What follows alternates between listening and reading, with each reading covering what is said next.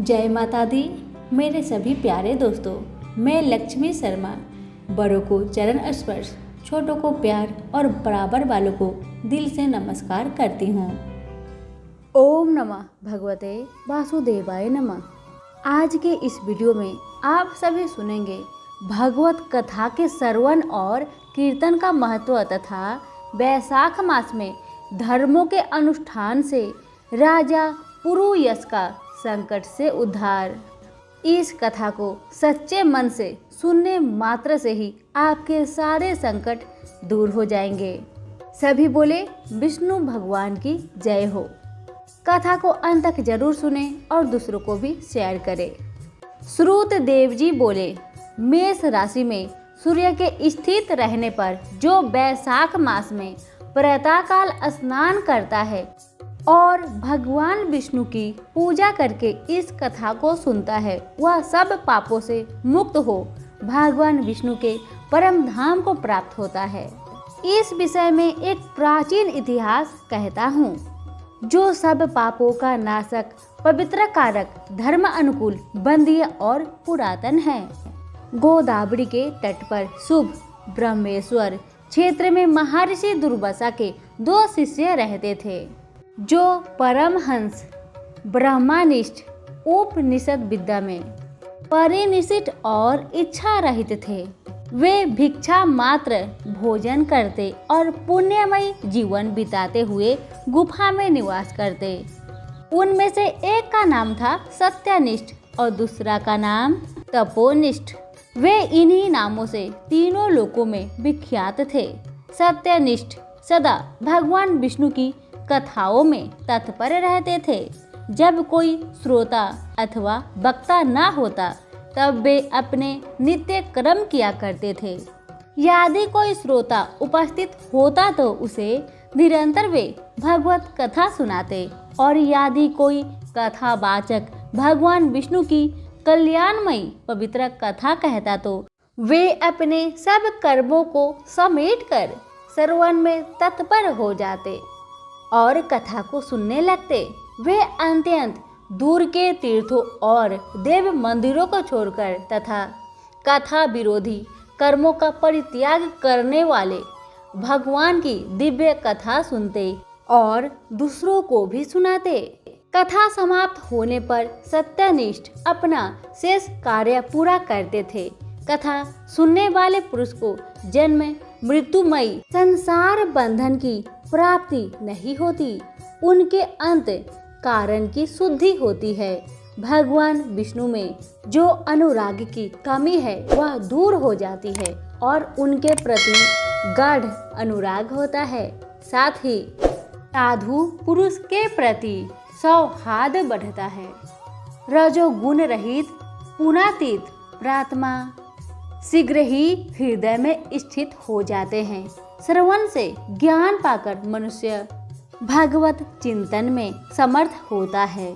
श्रवण, ध्यान और मनन यह वेदों में अनेक प्रकार से बताया गया है। जहाँ भगवान विष्णु की कथा न होती हो और वहाँ साधु पुरुष न रहते हो, वह स्थान साक्षात गंगा तट ही क्यों न हो, निस्संदेह त्याग देने योग्य है।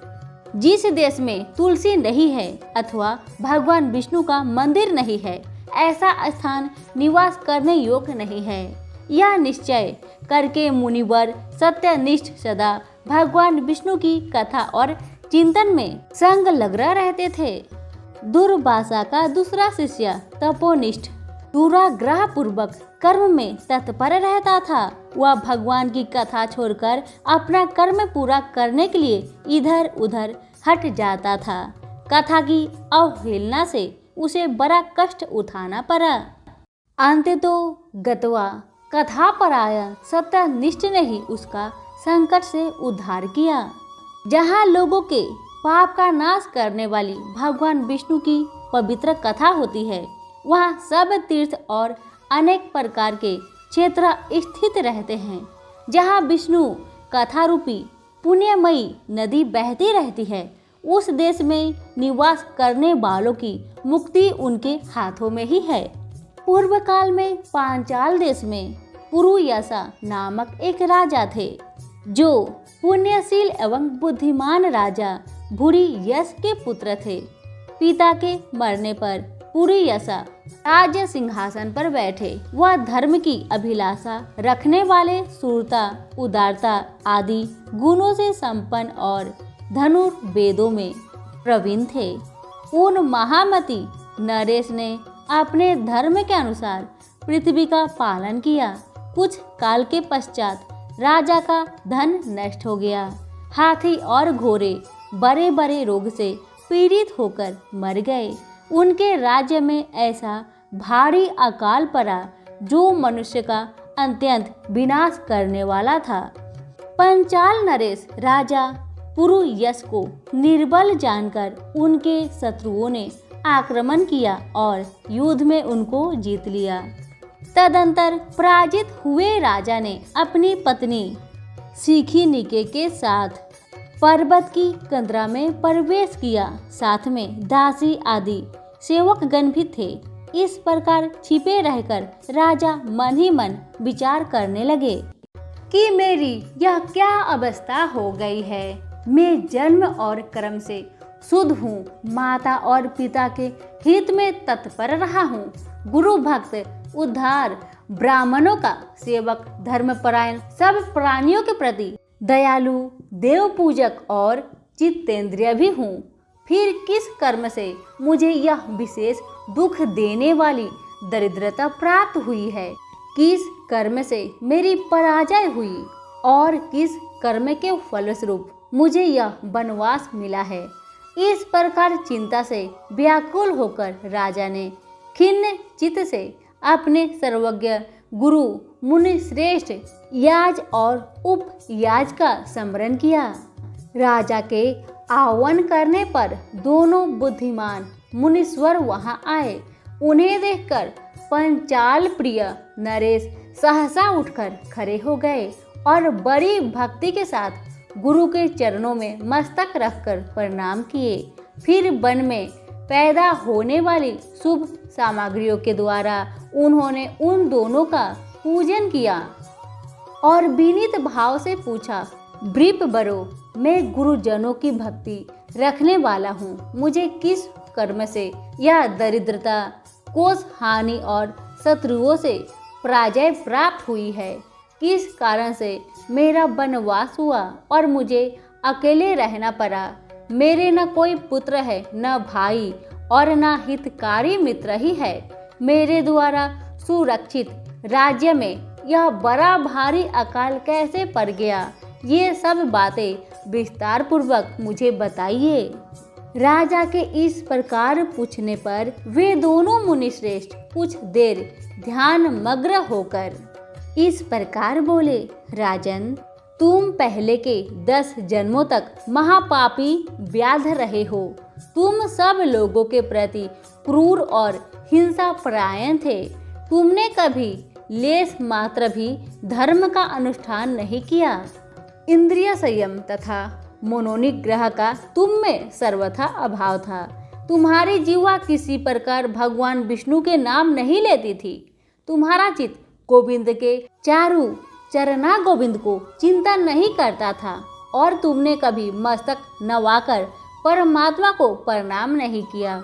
इस प्रकार दुरात्मा व्याधि का जीवन व्यतीत करते हुए तुम्हारे 9 जन्म पूरे हो गए। 10वां जन्म प्राप्त होने पर तुम सर्वदा पर्वत पर पुनः व्याध हुए।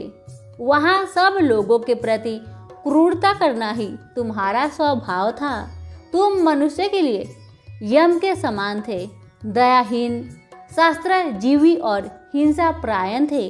अपनी स्त्री के साथ रहते हुए राह चलने वाले पाथिकों को तुम बड़ा कष्ट दिया करते थे, बड़े भारी सठ थे। इस प्रकार अपने हित को न जानते हुए तुमने बहुत वर्ष व्यतीत किए।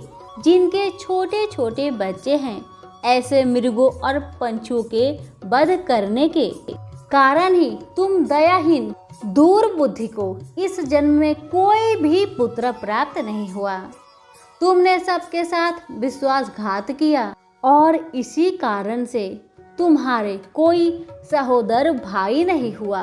मार्ग में सबको पीड़ा देते रहे, इसलिए इस जन्म में तुम मित्र रहित हो। साधु पुरुषों के तिरस्कार से शत्रुओं द्वारा तुम्हारी पराजय हुई है। कभी दान न देने के दोष से तुम्हारे घर में दरिद्रता प्राप्त हुई है। तुमने दूसरों को सदा ऊर्ध्वगम में डाला, इसलिए तुम्हें दुख सह वनवास मिला। सबके अप्रिय होने के कारण तुम्हें असह दुख मिलता है। तुम्हारे क्रूर कर्मों के फल से ही इस जन्म में मिला हुआ राज्य भी छिन गया है। बैसाख मास की गर्मी में तुमने स्वार्थवश एक दिन एक ऋषि को दूर से तालाब बता दिया था और हवा के लिए पालस का एक सूखा पत्ता दे दिया था। बस जीवन में इस एक ही पुण्य के कारण तुम्हारा यह जन्म परम पवित्र राजवंश में हुआ है। अब यदि तुम सुख, राज्य, धन यादि संपत्ति, स्वर्ग और मोक्ष चाहते हो अथवा सायुज्य एवं श्री हरि के पद की अभिलाषा रखते हो तो बैसाख मास के धर्मों का पालन करो। इससे सब प्रकार के सुख पाओगे। इस समय बैसाख मास चल रहा है। आज अक्षय तृतीया है। आज तुम विधि पूर्वक स्नान और भगवान लक्ष्मीपति की पूजा करो। यदि अपने समान ही गुणवान पुत्रों की अभिलाषा करते हो तो सब प्राणियों के हित के लिए प्याऊ लगवाओ। इस पवित्र बैसाख मास में भगवान मधुसूदन की प्रसन्नता के लिए यदि तुम इस काम भाव से धर्मों का अनुष्ठान करोगे तो अंत कारण शुद्ध होने पर तुम्हें भगवान विष्णु का प्रत्यक्ष दर्शन होगा। यूँ कहकर राजा की अनुमति ले उनके दोनों ब्राह्मण, पुरोहित, याज और उपयाज जैसे आए थे वैसे ही चले गए। उनसे उपदेश पाकर महाराज पुरुयश ने बैसाख मास के संपूर्ण धर्मों का श्रद्धापूर्वक पालन किया और भगवान मधुसूदन की आराधना की। इससे उनका प्रभाव बढ़ गया तथा बंधु बांधव उनसे आकर मिल गए। तत्पश्चात वे मरने से बची हुई सेना को साथ ले बंधुओं सहित पांचाल नगर के समीप आए। उस समय पंचाल राजा के साथ राजाओं का पुनः संग्राम हुआ। महारथी पुरुयश ने अकेले ही समस्त महाबाहु राजाओं पर विजय पाई। विरोधी राजाओं ने भागकर विभिन्न देशों की मार्गों का आश्रय लिया। विजयी पंचाल राजा ने भागे हुए राजाओं के कोष 10 करोड़ घोड़े, 3 करोड़ हाथी, 1 अरब रथ, 10,000 ऊँट और 3 लाख खंजरों को अपने अधिकार में करके अपनी पुरी में पहुंचा दिया। बैसाख धर्म के महात्म्य से सब राजा भद्र मनोरथ हो पुरुयशा को कर देने वाले हो गए और पंचाल देश में अनुपम सुकाल आ गया। भगवान विष्णु की प्रसन्नता से इस वसुधा पर उनका एक छत्र राज्य हुआ और गुरुता, उदारता आदि गुणों से युक्त उनके 5 पुत्र हुए जो धृष्टकीर्ति, धृष्टकेतु, धृष्टधूम्र, विजय और चित्रकेतु के नाम से प्रसिद्ध थे। धर्म पूर्वक प्रतिपालित होकर समस्त प्रजा राजा के प्रति अनुरक्त हो गई। इससे उसी क्षण उन्होंने बैसाख मास के प्रभाव का निश्चय हो गया। तब से पंचाल राज भगवान विष्णु की प्रसन्नता के लिए बैसाख मास के धर्मों का इस काम भाव से बराबर पालन करने लगे। उनके इस धर्म से संतुष्ट होकर भगवान विष्णु ने अक्षय तृतीया के दिन उन्हें प्रत्यक्ष दर्शन दिए। सभी बोले लक्ष्मी नारायण की जय हो। हमारी आज की कथा यहीं पर समाप्त हो रही है। पसंद आने पर लाइक शेयर जरूर करें और हमारे चैनल को सब्सक्राइब करके हमारे साथ जुड़े रहे। धन्यवाद।